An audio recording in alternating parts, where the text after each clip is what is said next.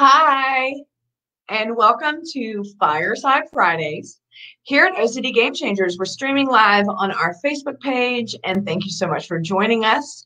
Our Fireside Friday chats were born out of the COVID-19 fireside chats that we started at the beginning of this year when the whole world was uncertain, and I felt super uncertain and thought, I'm going to bring a bunch of people on to talk like we were on a fireside to help me understand how to feel about all this.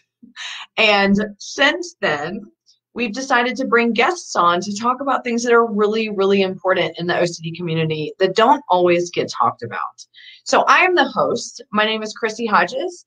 I am the executive director and founder of OCD Gamechangers and the author of Pure OCD. And I'm also a peer support specialist. And there's Neil Himmer. Yay! Hi, Neil. Thank you for being here. I wanted to give you an update, which is really exciting. OCD Gamechangers for a very long time has been dealing with how to go about getting our 501c3 status and this and this and this. And we thought we had it at one week. I didn't think we had it. Well, I did think we had it. And it was just this bad process for a little while. And now we are officially a 501c3, and it's so exciting. And it's like 8,000 things bricks lifted off of my back because I felt very vulnerable with that process, which is what Chance and I are going to talk about today. OCD and vulnerability, and just vulnerability in general. Before I bring Chance on, wanted to say, please consider donating to OCD Gamechangers. We are a 501c3 nonprofit. The things that we do, we fund initiatives that are being created as we speak by our focus groups for therapists. Next quarter, we will also add focus groups for individuals with OCD, advocates, people in the community, where we can really break down some of the obstacles that we face in this community to get people to treatment and to hope. We also have events. You're more than welcome to sponsor Fireside Chats or our Monday Mavericks. And we do a ton of collaborations with other advocacy groups. So please go to ocdgamechangers.com and consider donating to us. All of the profits go toward these initiatives in our community to help people feel more connected, to bring hope, and also to bring resources to people for OCD. With that said, I'm going to go ahead and bring our guest on. His name is, I call him Chance McNeely, but then whenever he says it, he says Chance McNeely. But I'm not sure if that's a Southern thing. I'm from the South too, so I don't know. Maybe I'm just wrong. But Chance, I'm going to have you pronounce your last name correctly and introduce who you are. My name is Chance McNeely. But sometimes I do say McNeely. It depends on like what part of the state I'm in, whenever I'm talking. So I'm here in Louisiana. I live in Baton Rouge, and I am a consultant in the public policy advocacy space, working in state government a good bit here in the state of Louisiana. Worked on Capitol Hill to start my career, and then moved home and have done my own thing in various ways here. I ran a nonprofit, a statewide nonprofit in Louisiana, and I'm happy to be doing a little consulting for OCD peers. I really just support and appreciate everything that Chrissy does with everything that Chrissy does, in particular OCD Gamechangers. So I had the pleasure of getting to know Chrissy over the years, and I'm an OCD sufferer myself. I didn't know that for 30 years of my life, but and I thank Chrissy for being part of the journey that led to my recovery, and happy to be here today to talk a little bit about some hard stuff, which is vulnerability. But I'm glad. We're going to be vulnerable to talk about that. Hi, Jasmine, and hey, Margaret. Thanks so much for being here. Hey. Chance has been so kind to work alongside OCD Gamechangers to help with a lot of consulting, and he's also not only doing advocacy in his career-wise, but has dabbled and talked a little bit about his own story, and is a peer support specialist as well in the state of Louisiana, and is running groups in OCD peers. Yay! Yep. Oh, are you going to promote the group? Oh yeah. So Neil Himmer and I guess Neil, are you still here? I don't know, but Neil Himmer and I are going to be we're going to be doing a group through OCD Peers for men. So we're going to talk about fun issues like masculinity and really just mental health issues that men struggle with that we don't really like to talk about, particularly maybe make us a little bit uncomfortable and vulnerable.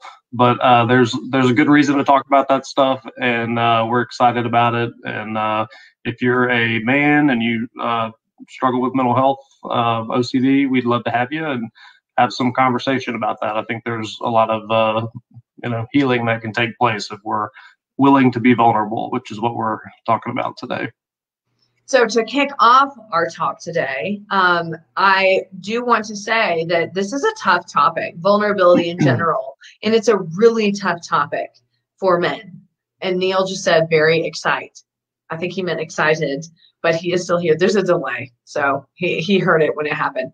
But I think this is it's a tough topic, but it's such an important topic. There's been so many initiatives all across the country trying to engage men in talking more about mental health. We've got to abolish the stigma. We've got to lower that threshold of masculinity in order for people to step out and get help. We've got to just completely eradicate the idea that men who have emotions, men who are dealing with anxiety, asking for help is weak. Asking for help is not masculine, and women don't want a partner like that. This is absolute bullshit. I'm just saying that straight away. It is. Men in their 50s are, correct me if I'm wrong, I believe are the highest rate of suicides in America. I can't quote the entire world, but I know in America it's in their 50s. What are we doing? Why are we not reaching these men? What is the barrier? What are the barriers? And today we're going to just open up a conversation about that. Now, I did an Instagram with my husband, Sean, a few days ago on anxiety. It's so funny. And I would love to get your input on this, Chance. We did just a thing, like a few little questions about anxiety, because Sean has anxiety super bad. And a lot of people commented like, that's so weird. I didn't know you had anxiety. You're so calm. And I was like, first of all, you don't live with him. And second of all, it's so interesting how we tend to look at the surface and judge that. And I think men are put under more of a microscope on what their actions are and their reactions in order for us to gauge where they're at emotionally. What are your thoughts about that? Yeah, I mean, growing up as a man in America and in the South in particular, vulnerability, we're taught, is weakness, and weakness is not something that a man can be. I mean, that is not, and you can be a lot of things in life, but weak is not one. And so what we know though is, and there's so much data to support this, like vulnerability is not weakness. And I mean, there is no, we talk a lot about be brave. Men are supposed to be brave. Well, bravery, there's space for being afraid and being brave at the same time. I mean, I think that's what courage is. So being courage would be, I'm doing something where I'm vulnerable, but I'm gonna do it anyway because I'm brave. But we don't make the space for that, or we certainly don't teach that in our culture, or it's not understood when you're a little boy growing up that you can be afraid, that you can feel vulnerable. Instead, we put on a lot of shields, if you will, to try to not feel that way. And I think this is my opinion, I think a lot of times anger issues in men, different maladaptive behaviors that men may have is a result of trying to reject emotions that we have, and or at least deal with them in a way that's perceived as manly, right? So we're not supposed to be emotional, but if we have to be emotional, by God, you better be masculine about how you do it. So we're really setting ourselves up to have a lot of problems. I mean, because it's just not, I've never met a single man who doesn't have emotions. We have them. So this whole idea that we don't, or that we're not supposed to, I mean, it's ludicrous. It's really harmful. I mean, it's certainly the reason, that type of thinking is certainly the reason why I never would even entertain the idea that I could have had OCD or any kind of mental health issue. I mean, I was so resistant to the concept because I couldn't be perceived as weak. And I don't even believe that that's true, that struggling with mental health is weakness, but it was just that feeling in the culture is so strong that at some point I would have preferred probably, to not live as to feel like I was weak. I mean, that's how potent that feeling is, I think, among a lot of men. Mm-hmm. So I don't know if that answers your question, but that's been my experience with it, and we need to change that. Yeah. And thank you, Dr. Josh Vitalnik, for chiming in. Yay! Courage equals acceptance of feelings plus bravery. I concur. Josh is one of our great partners and allies. Thank you for being here, Josh. The question I would naturally go to next would be, if we're talking about how vulnerability and the inability culturally for men to feel accepted in expressing emotions. So this is kind of like a blanket, feeling that a lot of people have. We can't say everybody, but just in general. And I know that even as a woman, for men. Talk a little bit about, let's throw a mental health diagnosis on top of that. Let's throw, decades of suffering with something on top of that. And how much does that complicate things? Not only for individuals in general, but maybe with that extra layer for men.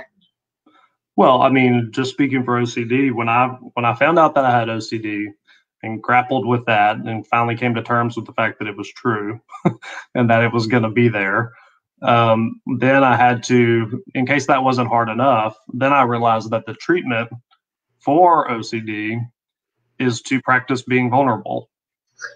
I mean, how shitty is that?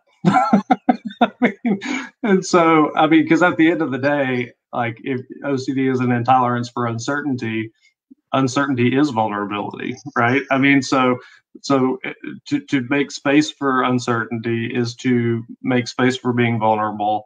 And I mean, I went my entire life, doing everything I could to not be vulnerable, to not be uncertain. And so realizing that that's the hard work I had to go through in order to live the life that I want to live, that's painful. It was difficult. It's super rewarding. I mean, I'm so glad that I did it. I mean, it's at one point as I came through recovery, and it's all about timing, because I came across some of Brene Brown's work. And I will tell you, I'm a big Brene Brown fan, but if I had come across that in any previous time in my life, I would have I'd have been like, this is ridiculous. Like, this is for some of those friends I know who are snowflakes, like, I mean, that isn't the way that I would have approached it. And so, I mean, that's just the reality of it. Like, oh, those are for those weak people, but at the end of the day, that type of thinking is so harmful. And, but we do that because we're just so terrified of being weak. And so what I found, and I'm very thankful for the research-based work that Brene Brown and others have done, because as a public policy guy, I'm a researcher. And so I need the data, right? Like, if I'm going to buy into something, I need to know that it's not some ridiculous, self-help book that somebody wrote that doesn't know what they're talking about. I need to be able to okay, this is legit. And so that's why I'm a big fan of her work, because she is legit. She's data-driven work. And, she says, there is no courage without vulnerability. And she has all the data in the world to back that up. And it is so true. If you think about any experience in your life where you were courageous, you were also vulnerable, which just means that you were doing something difficult without being able to control the outcome. Mm-hmm. And all of us do that at times, but to make it a practice of your life, is super hard, but it's the most rewarding thing that I've ever done. And I'm not perfect at it. I mean, if I don't work at it, I mean, I will shield up and try to not be vulnerable. And I mean, that's a daily practice, but it's worth it. It's been really helpful to me. So if you're saying that if any other time in your life other than working through the treatment for mental health, kind of self-actualizing into what's been going on in your life, embracing the vulnerability of doing the treatment, et cetera, there would be no other time in your life that you feel that way. So what is it about mental health that brings that vulnerability to the surface? Well, it's an awakening, right? I mean, it's an awakening to that things are not as you perhaps have been raised to believe that they are. Or if you have OCD, like the world is not as black and white as you'd like to believe that it is. And that's been, I mean, all of those types of things, led me, through this recovery process to where I was so aware of how wrong I'd been my whole life about everything that I was looking for the answer. And there are answers. And I found a lot of that, through, my willingness to be vulnerable. I mean, I don't mean to sound cliche, but like, if I look back at the different times of my life where good things have happened or where I've done really bold, courageous things, it was vulnerable. I mean, vulnerability is the key to everything that is good in our lives. But it's so hard for men to get there. I mean, I don't think if not for me having OCD and not getting to the point in my life where that I had to work on this stuff in order to survive, I don't know that I would have ever been able to get there. But I'm thankful that I got there because it's changed the trajectory of my life in the best way. I'm a better husband. I'm a better father to my kids. I'm a better worker. Everything about me is better when I'm able to practice this stuff. And because you see vulnerability in other people and you respect it, right? You don't see it as weakness. I mean, if somebody's doing something hard, I don't look at them and think, oh, they're weak. That's not what they may feel vulnerable, but I'm looking at them like, damn, that's courageous, right? And correct. So to turn that and lend that same viewpoint to ourselves is something that a lot of us don't do, but it's something that we can do, and we're better people to ourselves and to others if you can get to that place. Well, I do want to transition soon here into talking about how OCD in general, the themes of OCD, just the nature of OCD of making you doubt yourself could really, wreak havoc on your ability to feel worthy, to have self-compassion and all of that stuff. But a clarifying question I think I want to ask is if there are, and I know that there are men out there struggling because I talk with a lot of men who are terrified to talk about this stuff with anybody unless they know the person is safe and is going to be non-judgmental or is not going to feel like it's a hit on their masculinity. And I'm not judging. I understand the cultural, I understand the cultural importance of that. But in your opinion, and you can just use your lived experience, even, what is it that keeps you in the clutches? If you did or if you didn't have OCD, or if we were talking 10 years ago, what would there would be that kept you in the clutches of resisting that type of vulnerability? Again, it's this whole feeling of you resist it because we see it as weakness. I mean, I can't say this in strongly enough. We are not allowed to be weak. I mean, I don't know what other thing has been driven into my skull more as a man in America than don't be weak. And I'm using very there are much more crude words to say to elaborate on what. Not say those here. But at the end of the day, like, I'm talking about the self-talk that we give to ourselves. Like, we are really hard on ourselves, and we're supposed to, you know, come across as masculine. We're supposed to provide for our families, which means a whole lot of different things that we can latch perfectionism to that's unachievable. We're supposed to, I mean, before you're married and you're trying to, you know, find a spouse or whatever it may be, like, you know, some of the things that are perceived masculine can be harmful to women, and men may do some, you know, pursue women trying to achieve masculinity, and it's like at the end of the day, there's just all this harm that's caused by this idea that we're not supposed to be vulnerable, and that there's this picture of a man in America that you're supposed to be John Wayne, you know, out there, you know, taking care of business without any weakness. That I'm reminded of that old the country True Grit, right? Like, we're supposed to really have our shit together, and so and so when we don't feel that way, then we exert ourselves to try to get that feeling back, which could be violence, which could be any number of things that is harmful to other people. And I don't know if that answered your question or not. What, Sean, when we were doing our video, he said something about, like, he feels like we're supposed to be somebody grizzly. I don't know who that is. I don't know. He referenced someone. I know. And I like John Wayne, by the way. I'm not being negative about it. Well, I just nodded like I knew who it was, and I didn't know.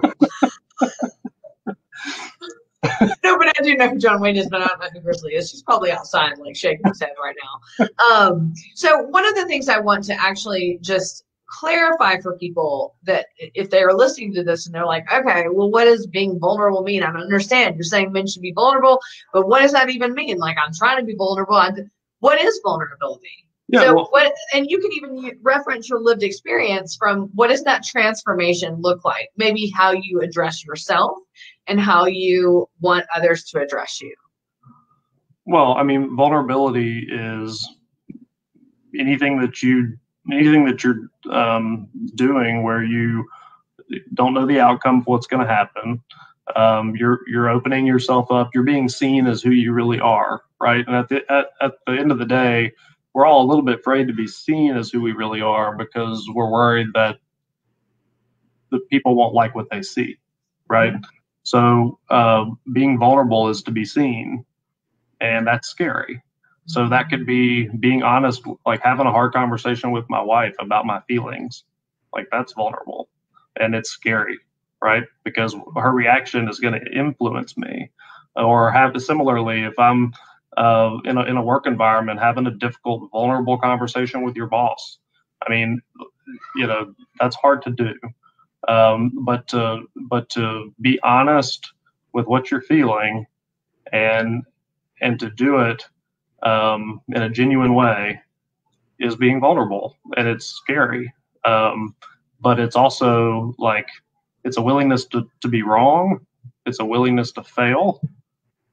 If you have OCD, you are super resilient, and you know you can get back up. That's one thing that allows me to be vulnerable, is that I know that I have the ability to stand back up again. I've done it over and over, and I'm pretty good at it. Doesn't mean that it's not painful. And I would prefer to not fail, but it's being willing to do those things. It's you know, working hard, doing the right thing, consistent with your values when you don't know that you're going to be victorious at the end of the day. Well, and I think that, you know, it's worth noting that applies to both, you know, men and women. It's very much, I like how you put that. It's just willing to be seen, because, and especially right now, I think that there is such a trend to create the facade. And that in itself, social media wise and in other arenas, are really driving mental health into a really, really deep and dark place. If you are seen as my life is perfection, or this is look at all this happiness, then people really do tend to compare themselves to that and fall prey to this is how life should be, and I'm not living up to that. So I think it's to kind of go ahead. Well, the fact is that men, and I think this is probably true for women too, but a lot of men who go out of their way to project strength, okay, and in the process of doing so, probably harm others. That's not strong. Like, that is weak, right? That is some weak stuff.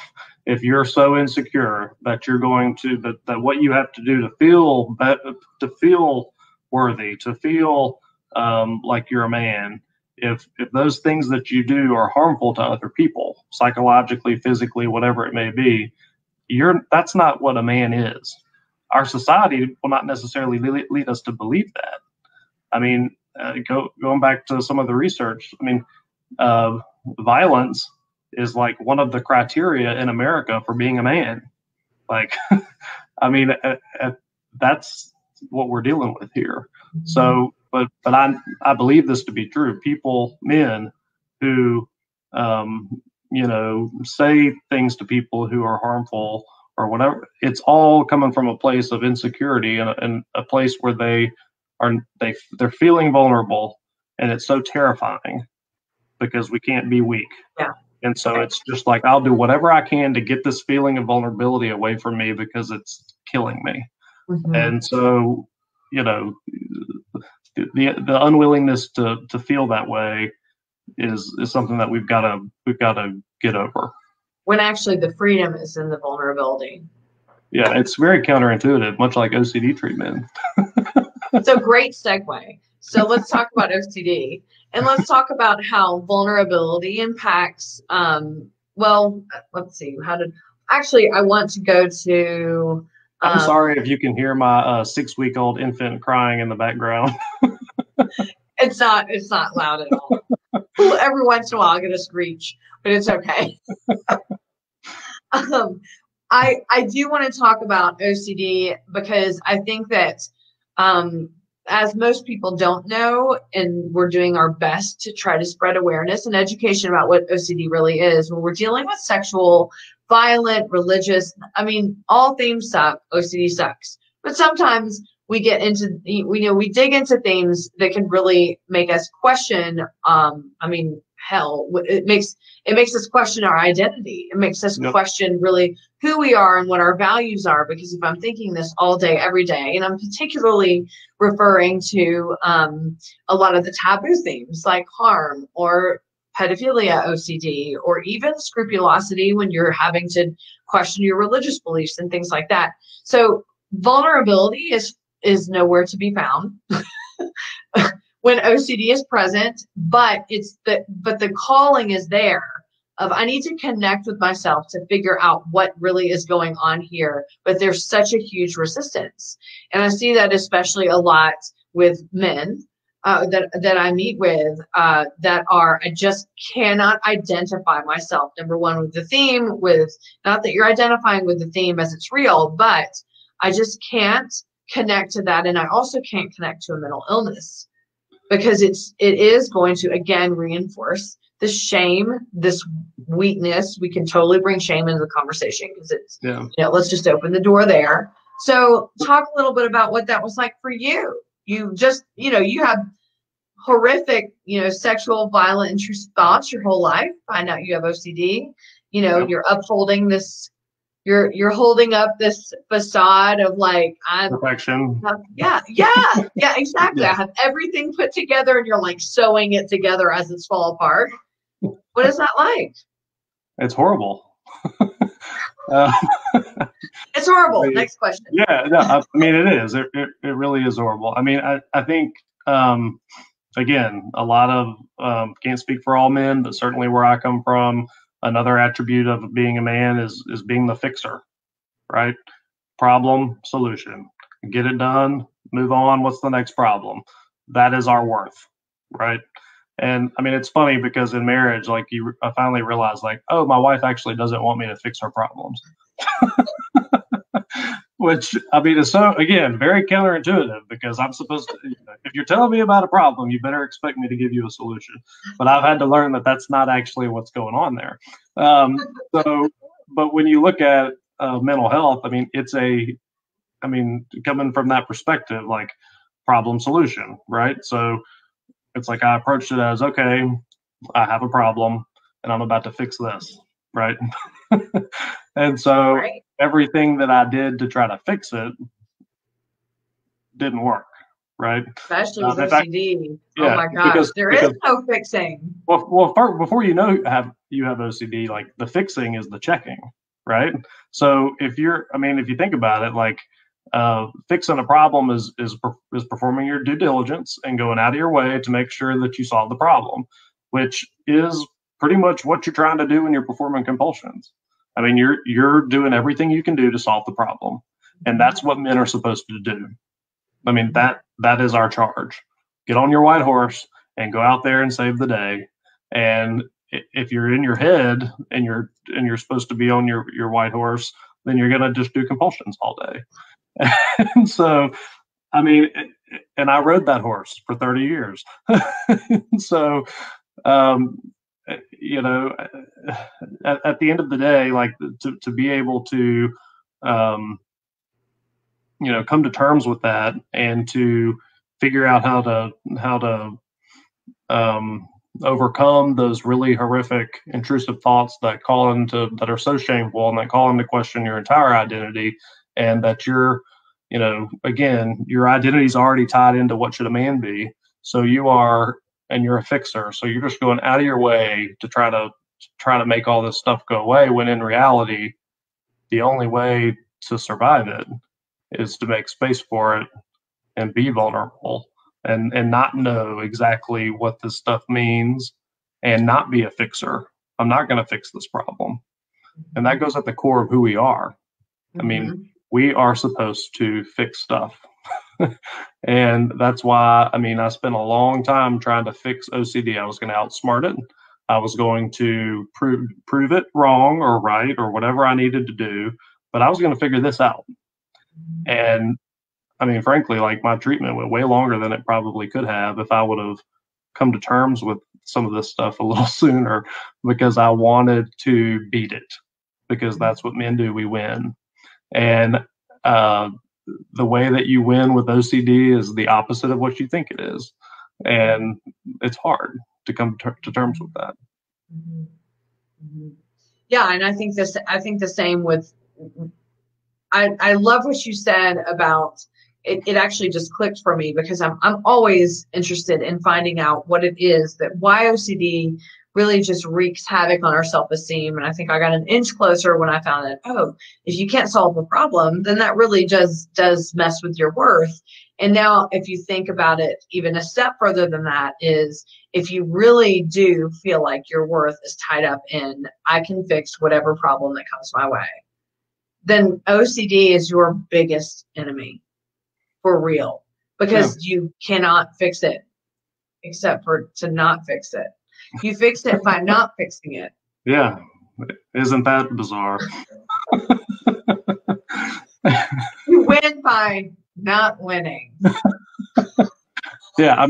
And that's why it can, for me, it took quite a while for me to grasp, because it's so polar opposite to everything that I did to survive prior to trying to get better. It was to prove or disprove. If I don't like the outcome, change the outcome. And I did that in relationships and in work and in family life and whatever it may be. It just, it really can make you miserable. And so I do want to say that there is tremendous hope here for anybody who's suffering with OCD. Like, the treatment is great. It's hard, but the outcome is great. And if you asked me that a few years ago, I would have had a different thing to say. But I'm here to. If I asked you to do this a few years ago, you'd have a lot of different things to say. I don't even think I would have answered to you. So but it's so right. Like me being here today is an exercise in vulnerability, right? But it's also a step. It's a large step towards being the person that I want to be. I want to help other people, and I know that there's some man or some boy out there watching this today who maybe is going to look at his symptoms a little bit different because we're having this conversation. And I wish that I could have found that earlier in my life. So that's my hope, is that some person, it's able to kind of open their eyes to look at things in a different way. Because look, we're talking multi-generational, hard ass men. I mean, that's where I come from. Blue collar, bootstrap kind of guys. And so that's how I was raised. That's how my family still is. And at the end of the day, like, I had to make a lot of changes in my thought processes to find peace. And it's worth it, though. And also to connect to others around you based on your circumstances. I think that's what vulnerability also does, is it seeps into the lives of the people around you. It's what I wanted to say while you were describing that is I was almost imagining like people who may be watching this and letting go of those clutches of, I'm hanging on to something that I'm hoping is going to save me, when in reality, just being like succumbing to something just in vulnerability can actually be the savior. And that's what's so counterintuitive and frustrating about OCD, is if you already have problems with vulnerability, you are screwed when you have OCD, because it really is. The recovery is basically just you've got to lay it all out there and just take the risk and live with the uncertainty. Yeah, and I don't know. I've not met. First of all, I've not lived in Louisiana my whole life. But I've not met many men who don't struggle with vulnerability. I don't care what part of the country you were raised in. Like, vulnerability is not something that we do. And so that's why I do think that men who have taught, OCD, for sure. Well, it's not taught. And so I think that is one reason why men have a special predisposition who have OCD have a hard time even becoming willing to talk about it, first of all, but then to have the courage to seek treatment. Again, courage is vulnerability, right? So it's like you just really have to move through a lot of painful stuff that flies in the face of what you've been taught to be your whole life, and that is tough. So lastly, I want to touch on the subject of self-compassion, because I think that this goes hand in hand with vulnerability. I think it does for any person on the planet. Self-compassion is so hard. Self-love is so hard. It's, I wish I had like the checklist over here of the answers. If you want self-love and compassion, do A, B, C, D, and E, and boom, you're there tomorrow. But it's so not true, especially not true for OCD. And I imagine in the same capacity we're having this conversation, we're going to bump up against another barrier when it comes to dealing with masculinity and self-compassion, like probably the opposite spectrum over here. Like, not that people that are masculine can't be compassionate. That's not what I'm saying. But they don't think they can. Very much is this tough as nails, pull yourself up by the bootstraps. I cannot feel this way. I can't have compassion. I need to just work. And so just so if you're watching this, we're not necessarily stereotyping.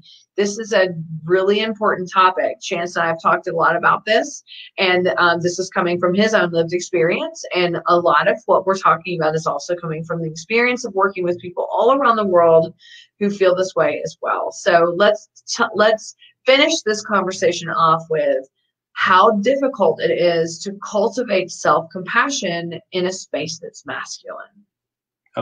For me, I viewed self-compassion as not being able to exist with masculinity, not being able to exist with my inherent charge to fix problems. because I viewed, just like vulnerability, I viewed self-compassion as weakness. I actually had a boss when I worked on the Hill in Washington that I sat down with my boss, and I told them that I needed to be criticized because I respond very well to criticism. Like, like, Ouch. yeah, but I believe that, right? Like, give me negative information, I'm going to fix it, right? Mm-hmm. And so, the whole idea of like, self-compassion is basically like irrespective of what I produce or my accomplishments or my failures or whatever it may be, I am enough. I am worthy of love and belonging. My worthiness is not tied to how much money I have or what kind of job I have or how many kids I have or the success of my children or how beautiful my wife is or how any of these things that a lot of that we're taught to believe are important.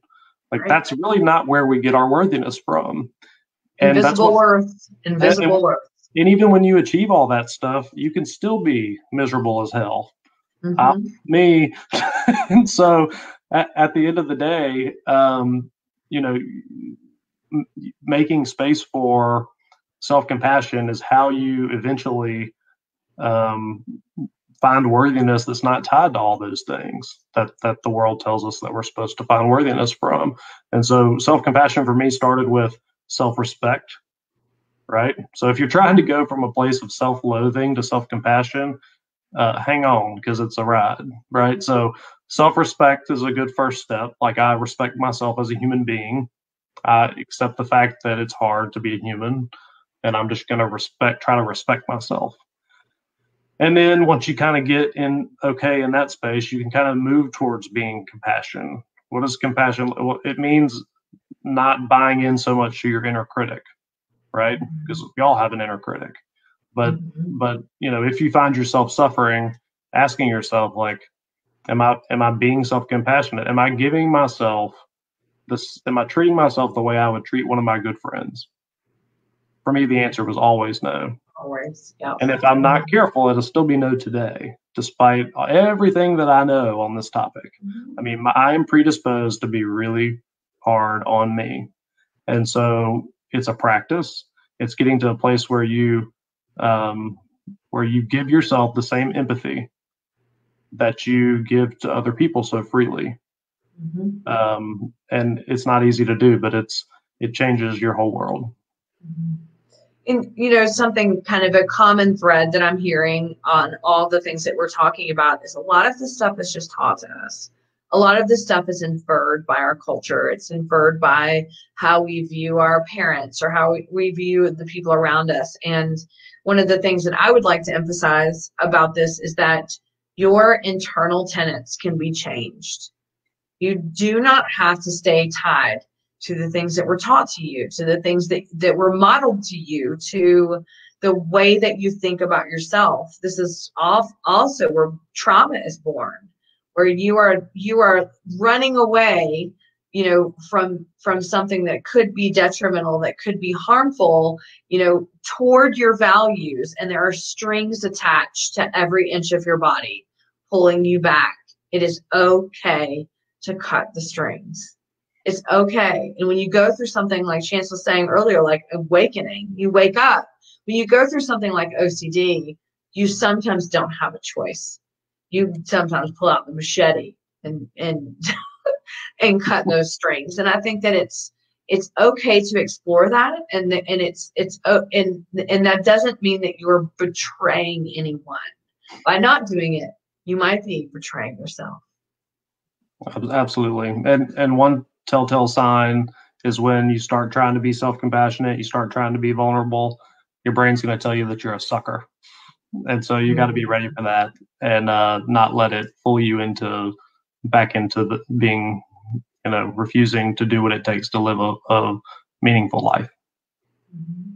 So, Chance, we're just going to wrap up here. What are your maybe some words of advice, words of suggestion, words of wisdom from your experience? If someone's listening to this and feels like, wow, I can really relate to this, but I don't know what to do from here. I don't even know where to go from here.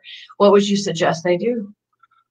Well, if you're listening and you have OCD, or maybe you think you may have OCD, or you're worried that you don't have OCD, Probably the bigger category. Which I struggled with a long time. Then what I would say is that there is excellent therapy. It's exposure response prevention therapy. That is a form of CBT. That there are specialists all around the country. We need more. Chrissy has a service to help connect you with good folks who know what they're doing.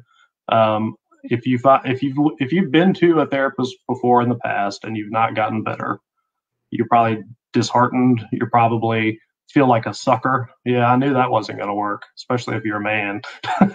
And so what I want to tell you is that the right therapist can help you get better if they're trained in OCD. I know a lot. I went to talked to two for a long time that could not help me, so I had to find the courage to advocate for myself and be like, these people have a PhD behind their name, but this is not working for me.